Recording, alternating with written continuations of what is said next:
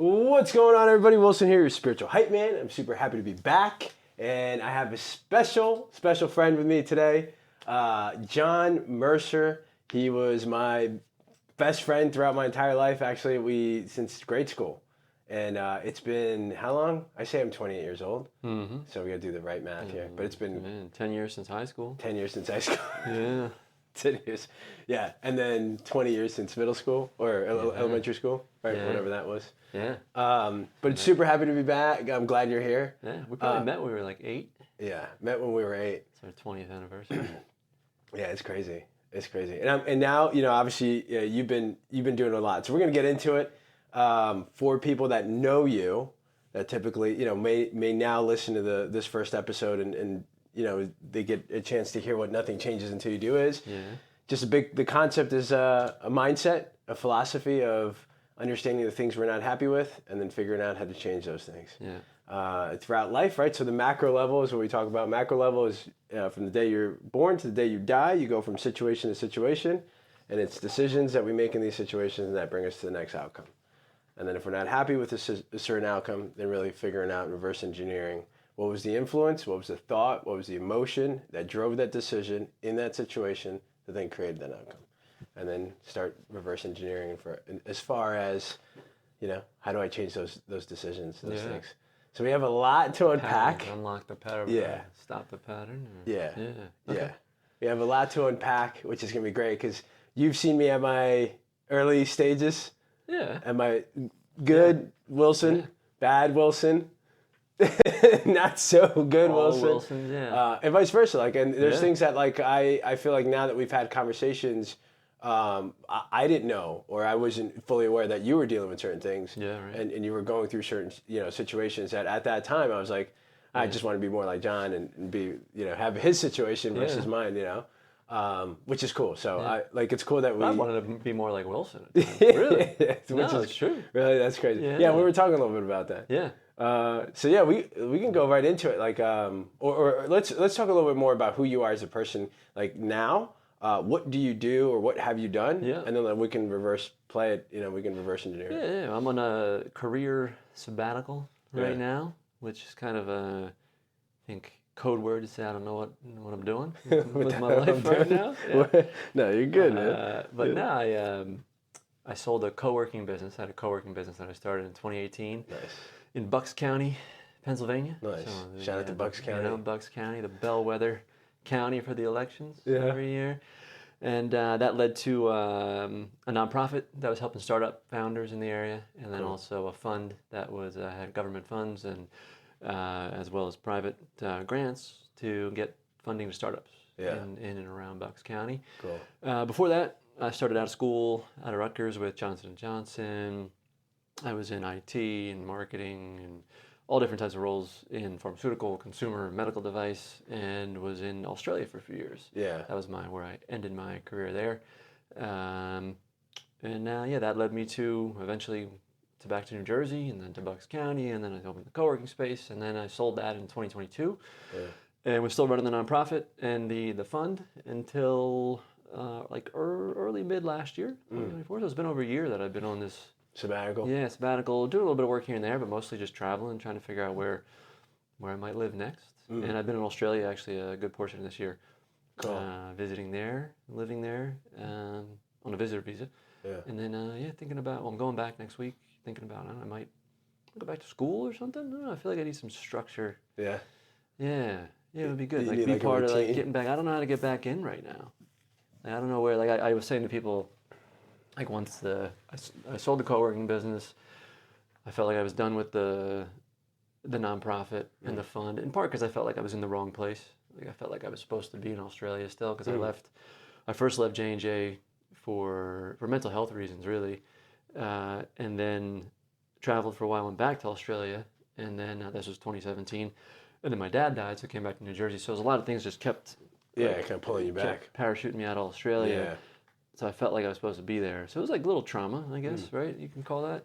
I felt like stuck in between, in a purgatory. And then I thought that getting out of everything, selling house, selling property, selling the business, getting out of the co-working, getting out of the nonprofit and everything, I'd be like, okay, I'm free, can restart And then I didn't go right back to Australia, but I was traveling. I just felt like pretty lost, actually, like untethered, completely untethered. When you went back?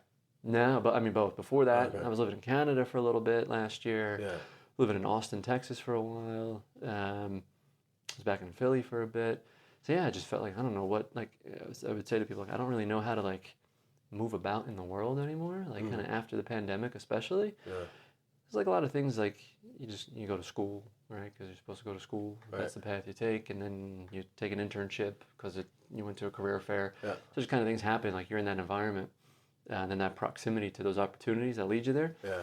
And then I was just, I took myself out of proximity, and I thought I don't know what I thought. I think I just felt like I needed to get away from everything because it felt like I was like under threat, whether that was real or not. But it was definitely an emotional thing for sure. Yeah. Then I found myself just kind of like adrift. What were some of those things that you were dealing with that like, and then how did you become like aware of that? Like which things so like the some of the examples that you just kind of gave, like because I think what we do is even the more and more I do this, we tell the story, but we skip like the emotional part, like or we skip like sharing like you feel some it, of the right? you're feeling it while you're telling it. So can you describe that to like maybe some of the listeners as far as like what are those examples, and then and then what drove these decisions, right? So again, if we go back, influence, thoughts, emotion drives a decision and creates an outcome. What were some of these things that like influenced maybe the thought, and then from the thought drove these emotions? And obviously you're still unpacking some of it, trying to figure out where and what we want to do. Yeah. That's sort of me. It's like, what do we want to do when we grow up? Yeah, I think it goes way back to childhood, right? I think I realized that like anxiety, depression were something that was always there, like just a physiological condition for me. And it was I was an only child too, right? So that kind of added to a little bit. My parents divorced. Right. I remember that was tough. That was a tough part 10, for you. Right. Yeah. So it just felt like I withdrew a lot, even though you probably wouldn't tell from the outside, right? Yeah, because at first I had no idea, when I guess my recollection was like, here's my two things. One, I was like, wow, I didn't know. And I'm like, it's all right, John, you'll be okay. But I remember, because I remember when it affected you. Like there were certain times, I think we were like hanging out with a bunch of group of the peers and friends. And I think you kind of like broke down, or it was something. Okay. Something like that. Yeah. And then you were just talking about like your parents breaking up and shit like that. And at that point, when was that? I don't remember. I don't know if it was at your house or if it was at some sort of party. It was like a gathering. It was something. But back then, right? I was just like, because like obviously like I've seen it whenever. I'm like, John, you'll be fine, bro. Like like. But it's funny because like you don't think about like. All right. So I think the one thing that I'm getting a lot better at is perceiving, and I think I've done that throughout life. It's just understanding other people's like positions, like what they may have gone through, and like I think you said, empathy, for the most part. But there's still at a young age like that, you're just like, dude, you'll be fine, man. Like I don't know why, That was my first initial like thought when that was happening, because I didn't see you visually or like think of you in that manner that like. Damn, the homie's like really upset or really hurt about, because I always thought because you were always on top of shit, like super achiever. Yeah, did well in school. Yeah. Which again, and it goes to show you that you don't know unless you one seek the support and actually have the ability to one speak of it, and then whoever's listening to actually listen and.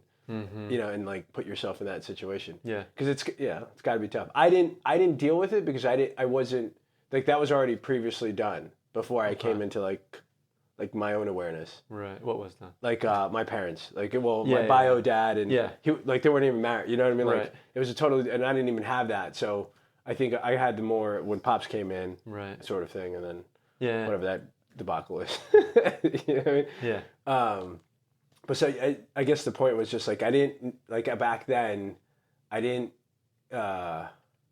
just didn't understand why it was like like I saw the emotion that like in events like that or like situations here and there, but I just didn't understand. I was like, you'll be fine, bro. Like what are you doing? But it was serious. It was like a big thing. Yeah, it was. Yeah, the circumstances, right, with parents divorcing was one, and then the mental health was as well. I just remember anxiety, and this could stem from childhood stuff, but also just it runs in the family too. Yeah, right? I definitely have discovered some of my dad's family recently, and the depression there's a through line there. My mom's side too, and yeah, I just remember being like sad even as a kid and like worrying about a lot of stuff. Yeah, football, like once puberty hit is when it really it struck in, and we played Pop Warner football. Yeah, shout out to the Saints. Yeah, I would have so much anxiety. Yeah, with games during football. Yeah, wow. I felt like there was I was trapped, like even in practices and everything. Like I just felt like I couldn't get out of my body to emote and express myself, and then it would just become like fight or flight, and it would become a flight. And I remember 7th grade, so junior Pee-wee year, my Achilles tendons were sore, so Achilles tendonitis was diagnosed with, but I overplayed it because I didn't want to play. Right. I was so afraid of making mistakes, and everything, but it would just become overwhelming, and it would and I sat out a lot of the season. Wow. Junior Pee-wee year, I think. Pee-wee year. Yeah. And I this is something else I've talked about with therapists and people that I've realized. I was quarterback, right? Yeah. The quarterback. I didn't want to be the quarterback. Thanks, Joe, too. Shout out to Joe. I don't want, No, Joe was the quarterback. Joe, in high school, I went out to the first... You didn't want to be the quarterback? No, my first junior Pee-wee tryout, right? Everybody makes the team. Everybody wants to be the quarterback, John. Exactly. There was no quarterback. They had no quarterback from the previous year. Yeah. So they lined everybody up and had the Coach Sherman. Did you play that year? So. Coach Sherman? You might have been the year above because you were older. Coach Sherman. Hoorah, Coach Sherman. Okay. He lined everybody up and had him throw the ball at the end of the first practice. Yeah. And I had the best arm. And he's like, okay, you're the quarterback. And I'm like, no, Coach, I want to be wide receiver. Like Jerry Rice was my favorite player. Yeah, the I jersey just wanted to be a wide receiver. Yeah. And that's it. And I wanted to be number 80, right? And he's like, no, you want to be the quarterback. Quarterbacks are the leaders, the popular one. Yeah. You get the girls. That's so funny. And I'm like... Somebody said to you? Yeah. Wow. Yeah. Influence, bro. Influence. 11? That's what I'm telling you, man. I was 11. That's the influence shit. So I was a quarterback from then on. Even though your desire was to be the receiver. Yeah. And then I realized, and then that carried through to work life, professional life. Got to be a leader, right? Got to be the CEO, got to become the CEO, got to be an entrepreneur and a leader. No, I think I wanted to be a wide receiver. I did. I think I still do, and I'm more comfortable. But it's still hard to break out of that, and that's where part of maybe what I'm trying to find right now of where's my role. Yeah. And I was playing the wrong role. Yeah. For my whole life. And, right. Plus, and I'm not saying that caused mental health conditions that didn't help. Right. Right. Like if you have the right values, surroundings, right? You're doing the right thing for yourself. Yeah. If you've got other issues, they're easier to deal with. But if you feel like you're in the wrong role, so that continued through to high school. I thought I had to be the quarterback, even though we had McIntosh. Matt McIntosh. Yeah. I don't know if we should say names, but I'm not talking. Shout out to Matt. He was a better quarterback than me. Yeah. And he wasn't as anxious as I was too. So I was worried, and I didn't want to play after. Remember after freshman year, I didn't really want to play. Really? Yeah. Dude, that's crazy. Yeah, but still, I had to play football. Yeah, to be the dude. Yeah, but then I hurt my neck, which I thought it was a shoulder injury, so that actually helped because I couldn't really throw well anymore after and then moved to the receiver. Then I was receiver. Yeah. You felt good? But I'm still No, I was still anxious. Really? Still, it was I still had that fear was always there. And then we get caught in loops. If I made a mistake, I remember, I think sophomore year, it was a game and they were getting blown out or something, and varsity team, and I went in and had a reverse to me from Stefan, and he kind of tossed it to me instead, and I fumbled it, and I went to pick it up, and my knee went down, and so I was down, so I didn't have the chance to run one shot. Yeah, I remember being distraught for I was crying. I think I cried. I was crying after you were consoling me. Oh, yeah? Yeah, I was distraught for weeks after that one mistake. Yeah, and that's not normal. Yeah. So. Well, it's so somewhat. It's kind of normal, right? Yeah. Because I feel like especially when we have that thought that this is my shot, like this is the thing, that's gonna catapult me to the next level of fill in the blank, what that means to you. But it's somewhat normal. But yeah, at the same time too, and I think there's a couple things here, just like having the support system, being able to speak about it, I think is important. Which is crazy because like I do remember these certain times, but I just don't. I guess I didn't have the or the awareness or just the full in depth of you in terms of what you were going through. Right. I didn't know either. Yeah. Right. Today, exactly. I think sometimes they just don't. It's like automatic response. Now, do you think some of these like thoughts of fight or flight are just kind of being like?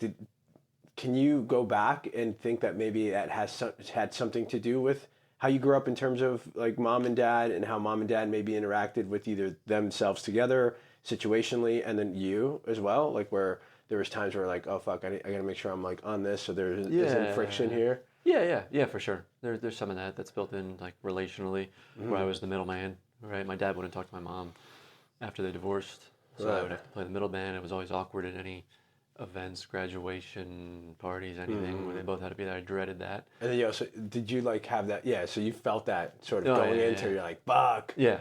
And then the the piddles. The piddles. Yeah. It's a real thing. Yeah. As was the real. last episodes we talked about. Yeah. No, that was real. But then there was like just knowing my dad and his family, and there's definitely biological, physiological components that couple with the relational, like behavioral stuff, or like stuff you grew up with, right? But nature versus nurture. Yeah. Oh, that's what I'm saying. Do you think that's the main issue or thing that's going on right now? Like as far as like it's more nature versus the nurture, that like, or is that something that we're kind of like leaning on to just sort of be like, for now, this is I'll feed this now and be okay with it till I figure it out. Or is that something that we're just sort of questioning now at the moment? What's that? The nature versus nurture? Yeah, more nature. Because I feel like there's several like ways that you can think about it. And again, everybody's different. But again, you have a different scenario where someone is in a different nature, and it should deem them to be X, Y, and Z, but they do the complete opposite. Yeah. So I don't know, like that's just me like questioning the thought or the concept.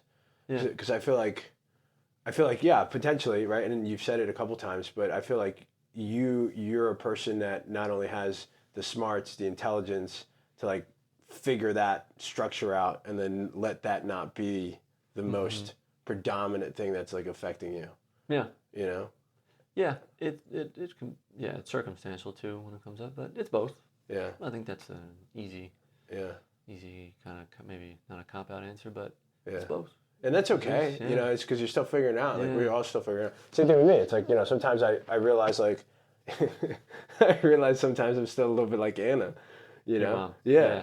And I'm like, well, that's fucking nature, right? Sure. That's absolute nature. I even wrote in my little journal there, I was like, I realized like I had like an epiphany where it was like just a few days ago, where I'll talk to my mom now and I see the results of her like character, of like the things that she's done or how she like decides to do in situations for the outcome. And I see like the effect of that. And then I was like, fuck, I was like, I'm not going down that path, but I do realize that there were certain situations that caused potentially me going down that path, like, equating to the nature, and the things that I've done to change in terms of how I react in certain situations, how I think about certain things like that, have like changed the trajectory of what the nature result should be.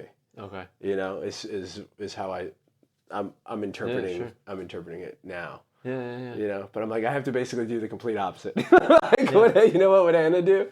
Yep. Okay, do the opposite. Yeah. To a certain extent, because she's getting better, but Right. Yeah. So it was a little bit sad to see, or like sad to kind of reflect on. I'm like, feel bad for the lady, because like she's good. She wants she wants everyone to be happy and loving and stuff like that. But then I think the way that sometimes there's just something that doesn't allow her for everyone to accept her. you know, to be accepted and to be like, yeah. And then when she does, and there's like something that goes wrong or something that like the action happens. And that's what I've, again, reflecting back, I'm like, fuck, that's kind of like me. Right. I'm like, yeah. So that's where I was like, okay, well, I got to change this part of, now that I'm aware of it, right? Before it was just more reaction based. But yeah, so again, just in parallel to you, maybe it's some of that thinking that like it is possible, like not, holding on to, the nature's there, but I think you unless it is DNA, unless it is biology, and you have to fucking rewire your DNA. Yeah, there's some of that with, I mean, you asked me the other day about medication, right? So I take medication for depression and anxiety. Yeah. Just look at it as a, it's a condition. Yeah. Take something for blood pressure. Right. Take it for that, so I can remain above a, baseline of depression, which I'd rather be above that. Yeah. But then there's things you can get, the dopamine and serotonin and all those oxytocin and all these things from that are more situational. Yeah. That are nature, like the right nature. And you asked me if I would if I ever would consider going without medication. Yeah. And I said it would have to be a different set of circumstances, right? I would want more stability right now. I wouldn't want to be traveling. Would maybe be in a relationship, or at least, be in a job or work or something that's more consistent for me right now. Yeah. So then I have those things that are keeping me going, because nature, like if you have all this, like a lot of space, you can ruminate you more. Fucking go crazy. Yeah. Where's John? And I was, in the corner somewhere. Fucking. Yeah. I know, and I'd be in my apartment, right? Spending a day in there, be like, what happened the day when I watched YouTube, read, I don't know, and maybe did some research on some stuff that I might think about doing, but wasn't finishing things, right? Yeah. So there's definitely some ADHD in there too. Like I never finished the book in school. I never finished assigned reading. Probably a lot of people have it, but I wanted to, but I just couldn't get into it. I did a lot of cliff notes. Yeah, right. I did that too. Hey, what's the answer to 2? Right. Yeah.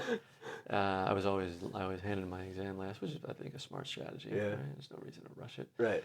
But knowing some of those things now, I realize that there's definitely a physiological component, if that's the right term, where just baseline state is just like scared, withdrawn, like feeling like things are getting like words are pelting you, and you're like, I can't respond to this. Yeah. Medication helps with that. It does. Feeling like my face is just like locked up, like tight and sad, and kind of no matter the circumstances. But different circumstances can lift that, even in times where maybe it wasn't on medication, the right medication. So, but does that play through your mind? Does that like when you go into like a social settings, are you already playing that shit in your brain? Like it's already like rolling in, like, fuck, I gotta be good, we gotta be okay, smile, I think we're good, I'm just gonna try, like, does that, those thoughts sort of start ruminating? Yeah. Vocabulary check, Well, you'd rather be like automatic, like, I want to enjoy being around friends. Like being present, sort of without all these, and I've been there too, like I told you, sometimes at BNI, it's like, those things are in my head, and I realize like when I allow those to be more present than myself, then I'm not there, like I'm, like myself isn't the same. Like I'm not, people have come up to me and be like, you right? Like where's the energy, dude? Like where's the, and well, sometimes I don't have it. I'm just like, I just don't have it today. Right. I remember one time for the commercials, I was like, hey guys, I'm just not really feeling it today. Yeah. Thanks. And that was that's good. That helps, right? Yeah. And a couple people even came up, they're like, look, it was cool that you didn't have to put this fucking mask on. Right. So yeah, I wonder for you, like, I guess that was a question. It's just like, do you go in and you have, is it more often than not that you have these thoughts that you're like, I have to sort of perform, or I have to like sort of be this person to try to get to the level that I need to, like I want to get to, versus let me just fucking be John. Because I feel like just you, without those thoughts, you're a pretty fucking awesome guy. Now, I can do that. Just be, not worry about the performance piece. I think I've learned that over the last few years, more so. And but that's why I'm excited to like kind of get back into something. with that mentality. And having the space away from things was actually, I think, helpful. Yeah. We'll see. Yeah. But yeah, to also, part of it's the acceptance, right? Of you don't have to be right a certain type of person, or you don't have to be good all the time either. Right. And like you said, like just voicing it really helps. Yeah, and being all right with voicing it, I think, just because everybody, at some point, everyone deals with some ish. Someone's got something going on. It's almost kind of like what you're saying at breakfast when you were talking about, like, it's product, like the product base, like you don't have to, you can detach the, right? And it's all, like you're the product. Right. You can detach the, do I need to, Yeah.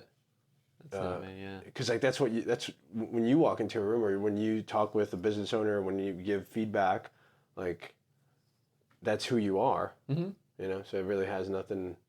Like everything else of like acceptance should be thrown out the window because you're fucking great at it.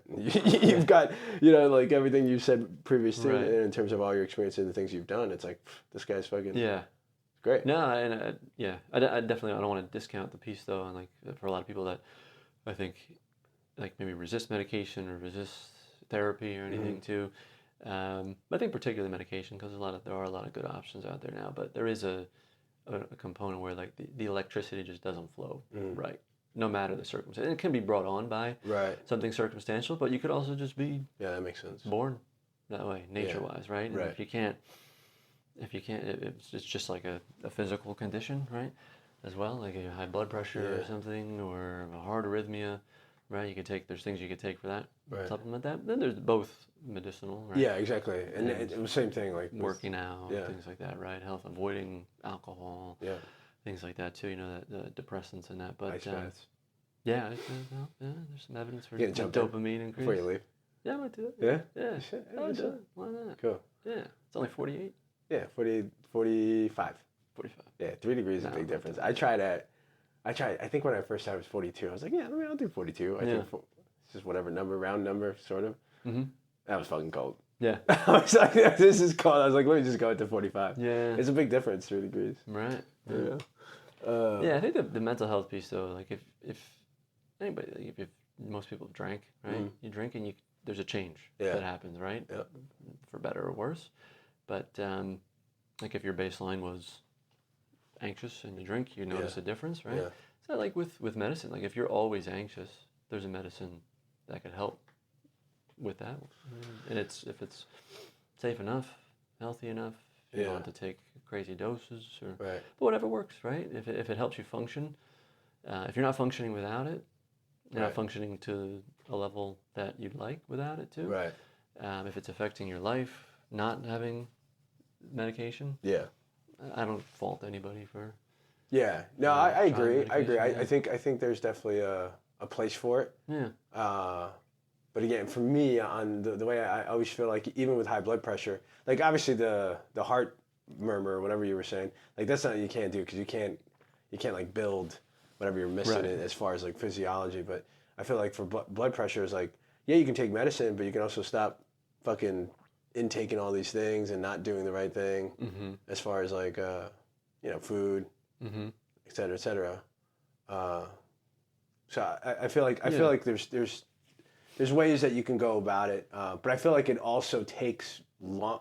I don't know if it takes longer, but there's definitely more mental work if you're going to try to do it without some sort of medicine. Sure. Yeah. Because like you have to be, like it's sort of be in it and be aware all the time. Yeah. Which I think could also be like hard, right? Like because it takes fucking time to figure shit out. Yeah. Right.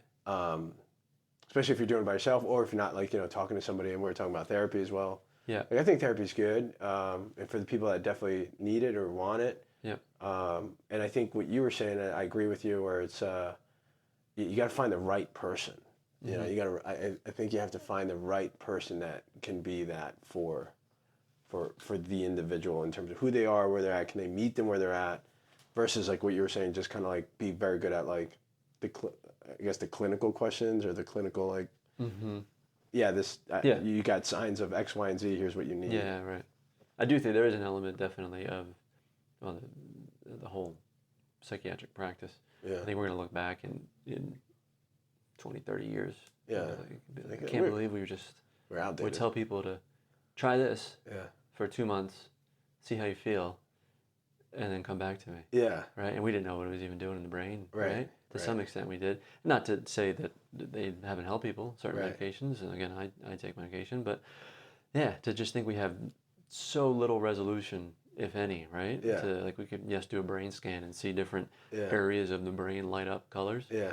That's like our best fMRI, like is our best way measure. Of figuring it out. Yeah. Versus blood tests and all different things you could do for physical conditions, right? Like, okay, well, you need a statin because this is your blood pressure, right? Levels. Okay, now I see it's coming down. Whereas psychiatric medicine's like, okay, try this. Maybe you should try this one too. Add this one, that one. You might feel like this. You might get ringing in your ears, right? You might get sleepy all day. All these things. Don't operate machinery. Right. Don't drink. The side effects too are always like something like and most of them are pretty mild. Are they? But just to think that some doctors especially really have little regard for what happens when that person walks out of the room. Right. Like and not that they're just I'm sure they want to help, or maybe at some point they had career, more of genuinely wanted to help, or maybe they're just disconnected from it and that works better for them. But just to think that we throw stuff at people that affects their neurochemistry, and say, see how you feel, and then we even base conditions on behavior. And be like, well, you've been experiencing these things or displaying these signs for 2 weeks. Right.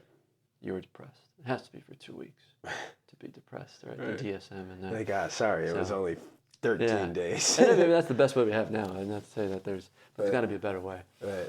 And that's something I'm interested in too. Neuropsych. Cool. Neuropsychology. Yeah, we're gonna introduce you. Next time you come back, Rhonda wasn't there today. Rhonda was our psychiatrist. Oh, right. She's BNI, resident psych. Yeah, I think she's like a RPN, something like that. Okay, registered psychiatric nurse. Yeah. But she's got like a couple of modalities there as well. So it worked out. Well, Patty sometimes goes to her. That's the person she was talking. Like every so often she'll go. But yeah, for me, it's always been, I don't know, the people that I've either talked to or gone through that have that title for me, and just like, I don't know, you know, like I don't know. I think I'm just gonna go sit with my own thoughts right now. But okay, cool, man. So what now then? What do you what's the plan now? Are you still on the medicine? Yeah. Like you feel better now? Yeah. So I was telling you, just probably a few years. Probably wasn't on the right stuff. I was seeing it probably the wrong person for it. Yeah. Originally started with this one. It was probably early last year, and I saw her because she was supposed to be in person, and then turns out she never was in person. Yeah. She gave up her office, so I just continued seeing her online. But I wanted somebody in person, but I thought I'm already with her. And then, she just changed stuff too often. Like, you should try this. So try this one. Try this one. Try that one. And that had me all over the place. Like, fuck it. Had me all over the place. And that was for the last how long? That I stopped with her. That was a year. So like February to February. Okay. I'd say, Yeah. Well, that was the one thing I asked you too. I was like, how long have you been on medication? Yeah, for a long time. Probably since maybe freshman year of college. Sophomore year, I think. Okay, so is that 20 years? 10 years? 15, 12? Something like that. How old are we? 28? 28? Yeah. Now, 20 Still years. like Almost 20 years. And I've been off at times too, It hasn't just all been on. Yeah. And then there's a lot of people fail a lot of medications. A lot that were really bad side effect profiles.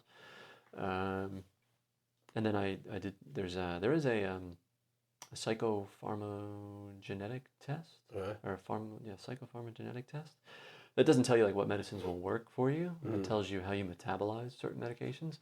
And then I did that probably 6 years ago or so. Okay. It's GeneSight, I think it's called. And it shows you if you're a good metabolizer, bad metabolizer, or moderate. And the medications that I had really bad side effects from, I was a poor metabolizer. Got it. Of those. Do you give that to the lady before? Or I do. Yeah, I do. Fucking shit. And then it helps guide. Okay, maybe. Yeah. We don't try this but maybe we should try it anyway because. Yeah. of the psychological effects. Yeah. But yeah, that just tells you if you're more likely to have side effects or not for the most part. Okay. Yeah, so that, where was I going? I don't know. Oh yeah, but I had just trouble with finding the right doctor. Yeah, right. I actually did ketamine therapy. Did you? Dr. Lisa did that. I met her. Oh, met her today. She gave me a hug. Oh, She yeah. She was cool. Did you do it? No, she did it. Ketamine therapy? No. Oh, okay. She did it. Yeah, I did that in.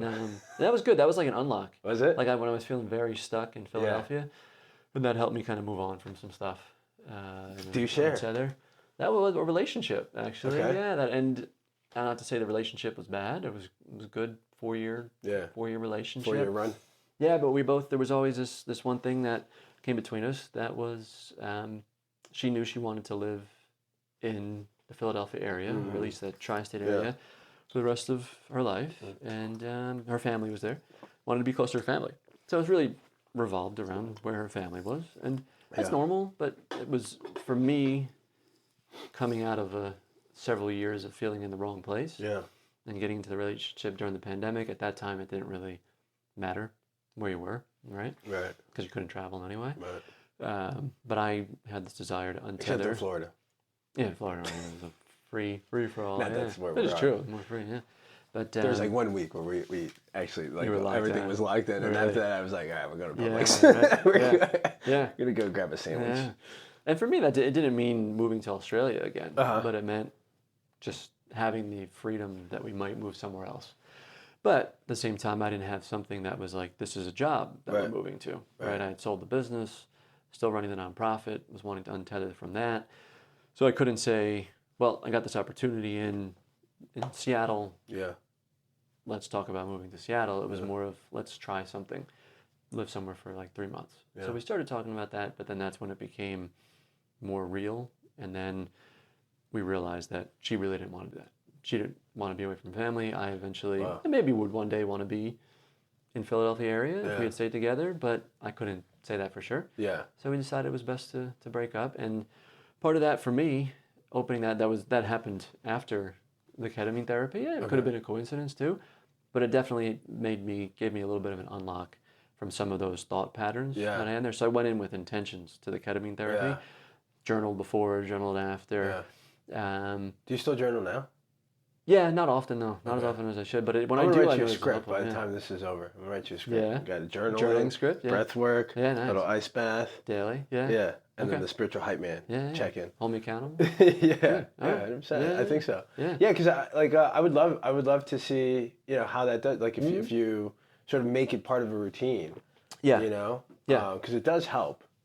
And I think with what there's certain nuances that I think we share, and it's helped me tremendously. Even the journaling part, like I was doing it for a minute, and then I kind of stopped. I was like, but now it's just like every night, even if it's a brain dump, or certain situations, and it helps. Stream of conscious, yeah, and it helps sort of, it's funny because the Whoop thing, not so much by Whoop yet, but at one point, the last week I was 11 minutes less of stress this week. Okay. This last week was 11 minutes less of stress than last week. Yeah. And I was like, wow. And that's since changing the structure of I shared with you. I put everything to chat, and I sort of structured me in a way like it allows me to be organized chaos sort of in my, so I'll do like a sprint and then I get a 20-minute recess, and then I do another sprint and like a 20-minute, or something creative where I can get into, and so 11 minutes. And of course the journaling, like I've been doing it every night now.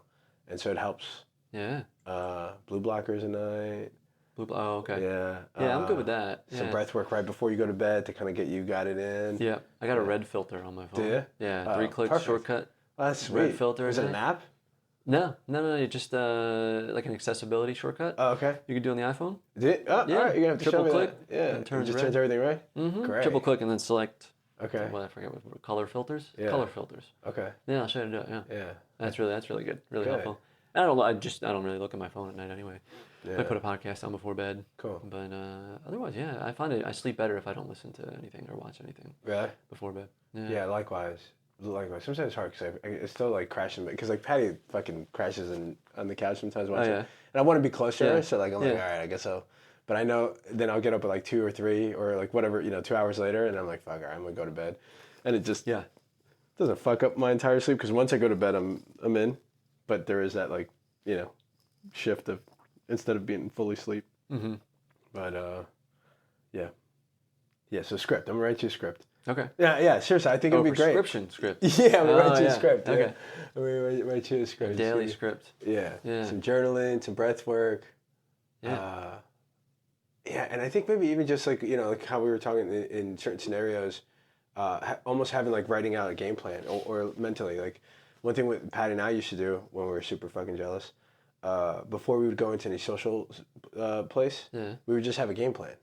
Like it'd be like, hey, look, if XYZ happens, somebody comes up to you and like this is what I would want the action to be, so that way I can not get, I can stop reinforcing these same feelings and then reinforcing the same actions. Right. And so the more proactive, rather than react. Yeah. And so the more and more we did it, like the more and more it was like it reinforced the fact that like we chose us over like whatever little bullshit that could be happening, and then now it's like after a while, then those patterns we change that.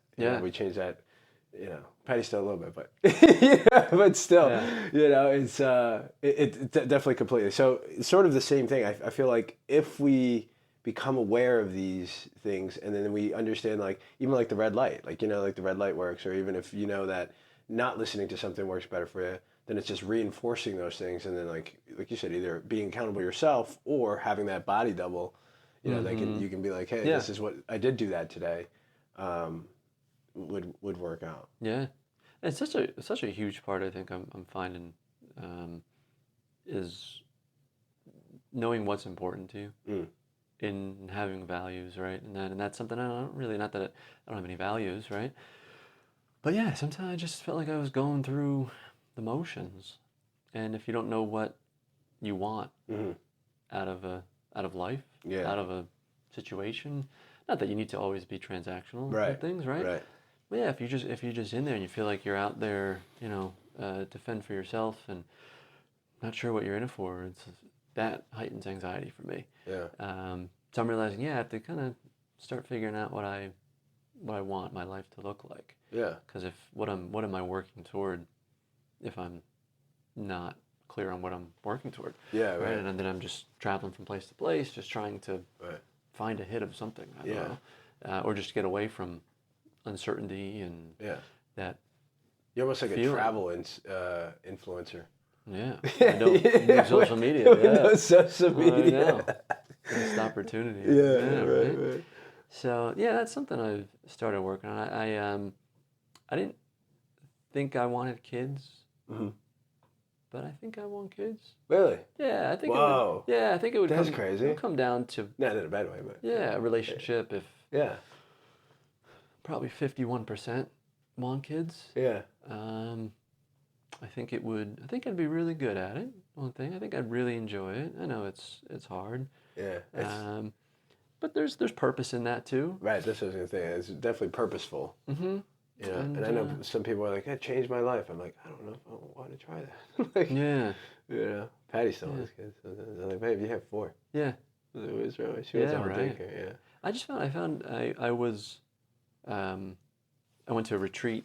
It was a men's leadership retreat, 3-day thing in outside of Austin in November. That's what brought me to Austin last year. And I just found that there was high achievers, right? We didn't, and the good thing is we didn't talk about what we did for work. We weren't allowed to talk about work or anything. Cool.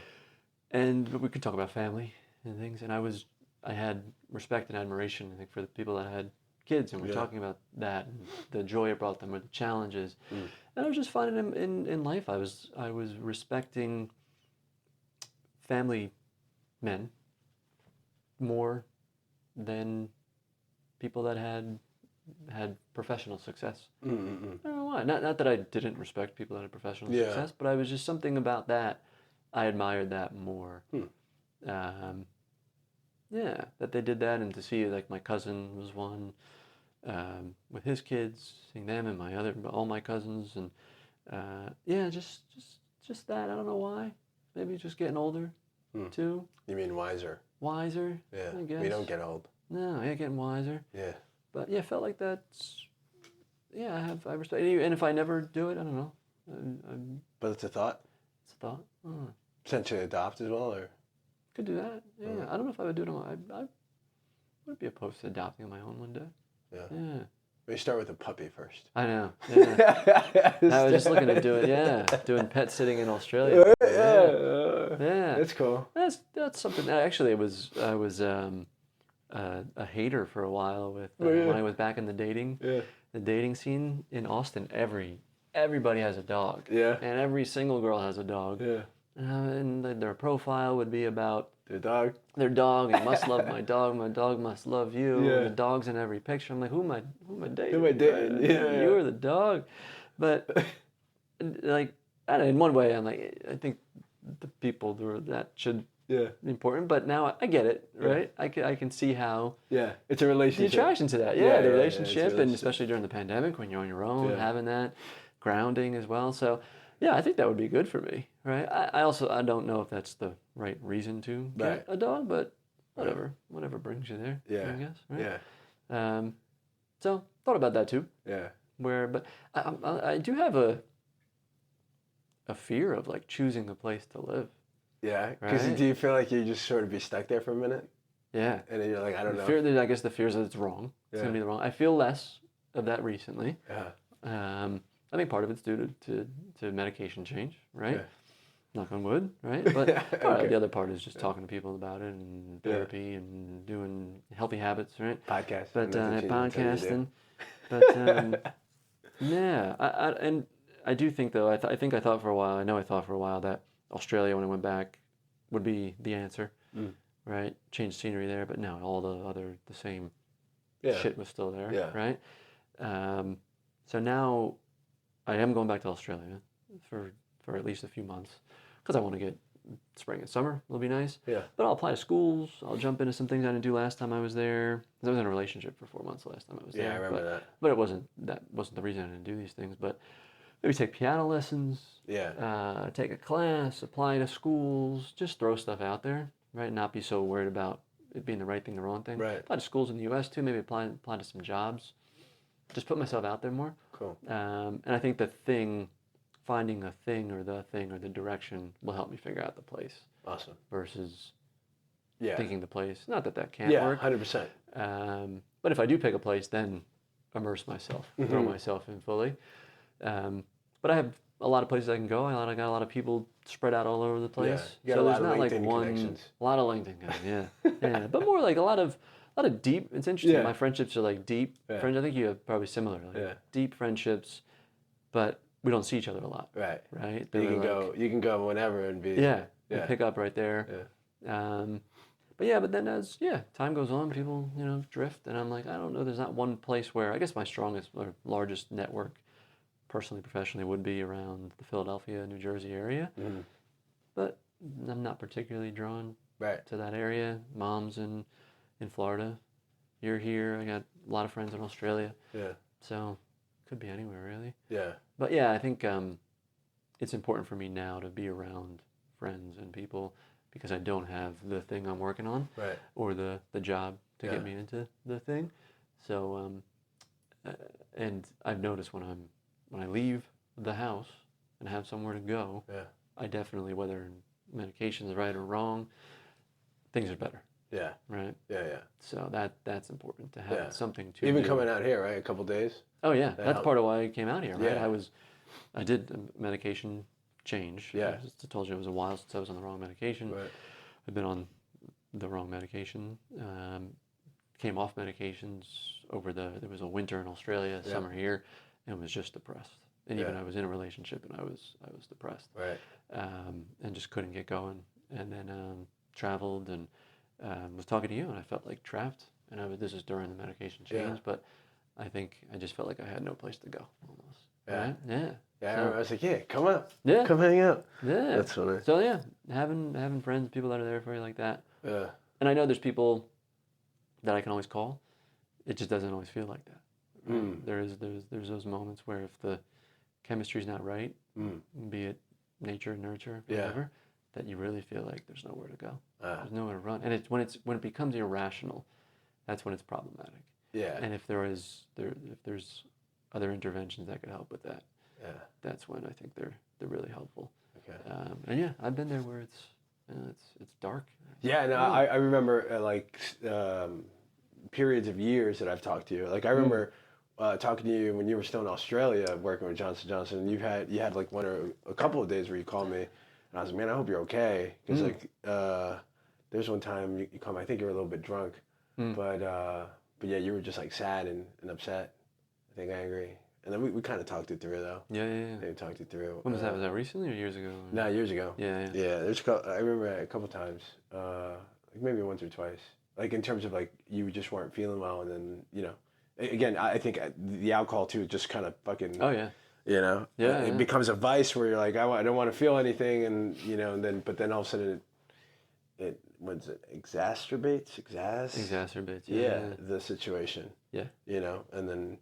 So I think for anybody that is dealing with something like that, I feel like for anybody, I think just alcohol in general, or the over abuse of alcohol, is definitely like a good starting point to like maybe slow that ish down, get some of those things out the way, do a little movement, get some body work movement, and then really start sort of shaping that. Yeah. How did you don't drink now, right? I do. You do? Yeah. But do you not like before? What? Like as far as like when you go out and get drunk? No, and I would never. I would binge. Right. It was social. Yeah, it was social. But then I wouldn't drink during the week. Yeah. Right. But do you still binge? I have probably a few months ago. Okay. The last time, and again it was social. Yeah.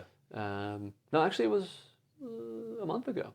Oh, okay. It was in. I was in Edinburgh, Scotland. Okay. And on my own, and just felt so like locked up. Yeah. Right? And I was like, I'll go to the bar and just be around people, and sat at the bar and was talking to the bartender. Yeah. There's not a lot of bars you can sit out there, so I searched on Reddit, right, for places where you could sit at a bar in Edinburgh, and also that had gluten-free beer. Okay. I found 2 separate threads. I put them into ChatGPT. I was like, find the ones that match. So I found one. I went there, and something with IPAs just like heightens me, like hypes me up. Okay. Right. So I was talking to the bartender. Had an IPA. It was good, gluten-free. Yeah. And then just started like, I'll have another one. And then you started feeling good. Yeah, and I was like, I finally feel like myself, which is not a nice phenomenon. But I'm like, I'm unlocked. And then it became a fun night where there were people from the Netherlands sitting next to me. I met with them, and I was like, I'm gonna go to this other gluten-free beer bar. You want to go? They're like, yeah, sure, why not? We just got in today.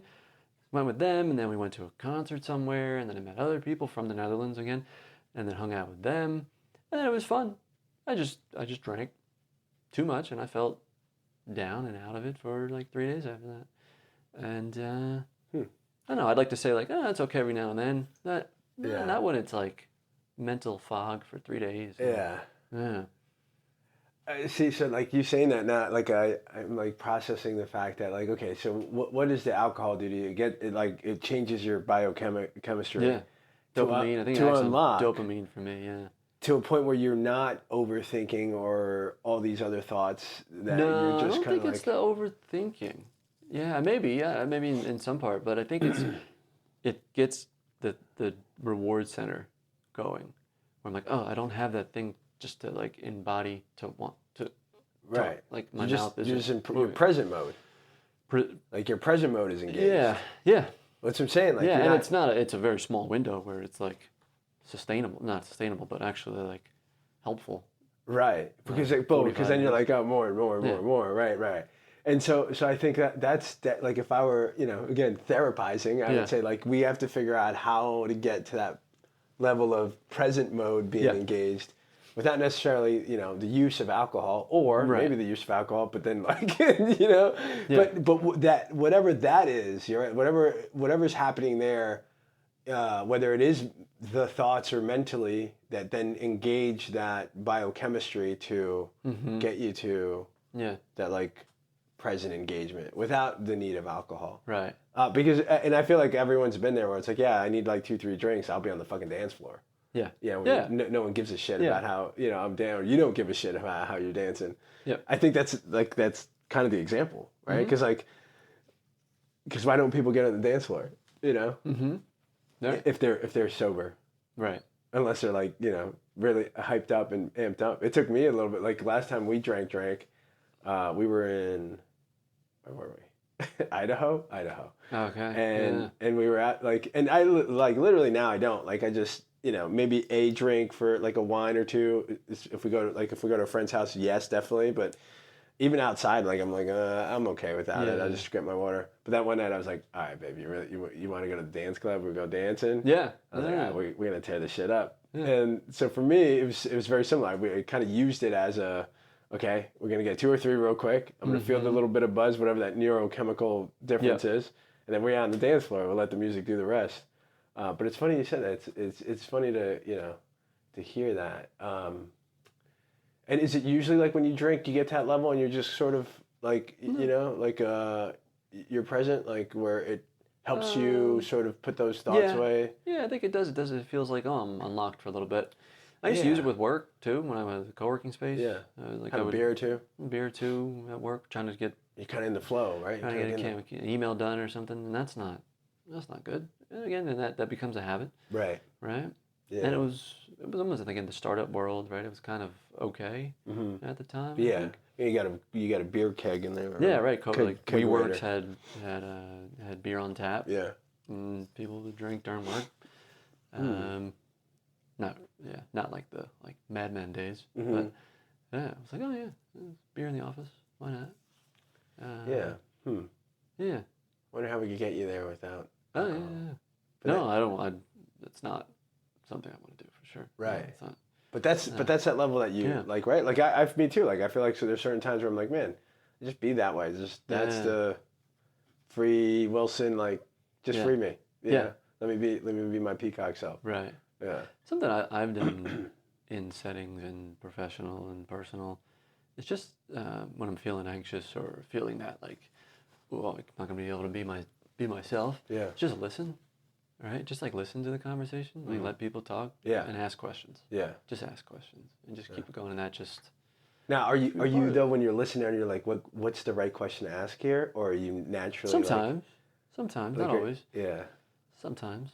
Okay. Yeah, but yeah. Because I feel like that's the two, like you're either present or you're like trying to be the person of X, Y, and Z. Right. Ask the right question to engage in your good acceptance. No, it starts like that, right? In like I'd say like a lab setting, right? Right. If it were to work, like you just go in, and you're like, I know I'm anxious, right? Yeah. So just ask questions. So I'm thinking of the questions at first, right? But then that eases me. I'm like, okay, I'm engaging. Then you're like in a flow. Yeah. Yeah. Yeah. It's kind of like the podcast when we first started. Yeah. There's a podcast?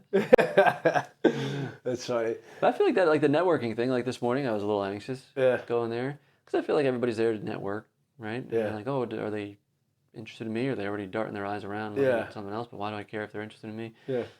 I don't. Yeah. But does that mean something about me if they walk away? Or nobody comes up to me? Right. Right? So, and I had no intentions when I went in there, right? So I'll just hang out. Yeah. So that was fine. Myself, that helped with any anxiety that might have been there. Yeah, cool. No, it's great. Yeah.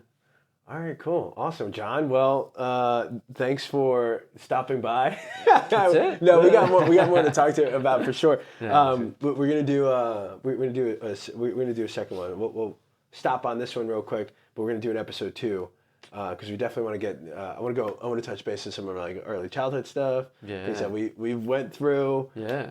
Definitely want to share it with some of the people, some of that stuff. So this was a great one. I would say, I guess what's a macro overall message that you would give to someone that has been through it or going through it, or is it maybe in a similar situation? Macro overall. I mean, see, you got to look out we're talking mental health, personally, professionally, you have to look out for yourself, right? You really have to make sure that if you're not getting the right answers from doctors, from therapists, there's not one authority on it. So keep looking, right? Don't be afraid to challenge an authority on that, right? And you have to know if it doesn't feel right for you, whether it's medicine, whether it's situational, something. Keep looking for other answers. Awesome, right? Awesome. Yeah, I think someone in the podcast, can't remember exactly who at this moment, but they said, don't be afraid to be an advocate for yourself. Yeah. When it comes to that mental health stuff, and then just talk to other people too. Ask. Right? Yeah, exactly. Yeah. Yeah. A lot of people out there that are working through certain things, similar things. And and it's all temporary, man. Yeah. It's all temporary. Right. Because we haven't been, or whatever level of like place that we're at now wasn't where we were 10 years ago, 20 years ago, 5, even just last week. Even last week is different for you. That was very different. Very different, So it's like, just remember it's all temporary, a good community support, like some sort of support system. Yeah. Your friends, family, I think is big for things like that, especially when you're in need of something. Don't be afraid to ask for help. Mm-hmm. And be your own best advocate. Yep. Yeah. Well, thanks. Thanks, guys. Appreciate you guys for listening. Shout out to everybody else that's listening. We are now 66 countries, 500. Let me see, 500 and what? 500 and some. So I'm gonna do a quick shout out to the new listeners out here. Let's see what we got here. Stats. Let's go. 66 countries, 559 cities. Ontario, Brampton, Ontario, Canada. Yeah, shout out. Yeah, shout out to these guys. Manahawkin, New Jersey. Senden, North Rhine. That's Germany. That's Germany, right? Yeah. Cebu City, province of Cebu. Yeah, I have to figure out where that's at. I looked it up, but shout out to you guys. Thanks for listening. I appreciate you, all the listeners. Appreciate everybody tuning in. We're going to keep growing the podcast, growing the community. Please share it. My ask is only if you like the episode, please share it to somebody that needs to hear it, needs a little spiritual hypeness in their lives. 2, support the channel. Right now, currently we have being a sponsor through buying a shirt. So if you can buy one of the shirts, it's pretty awesome. You can sponsor an episode. Mm-hmm. And then we're going to keep, we're thinking of building a school community where all the listeners can become part of that. Nice. And, touch base. So that's something we're working on. But other than that, guys, thanks for listening. Appreciate you guys. Keep crushing it. And don't forget, nothing changes until you do. Peace. All right, let's make sure.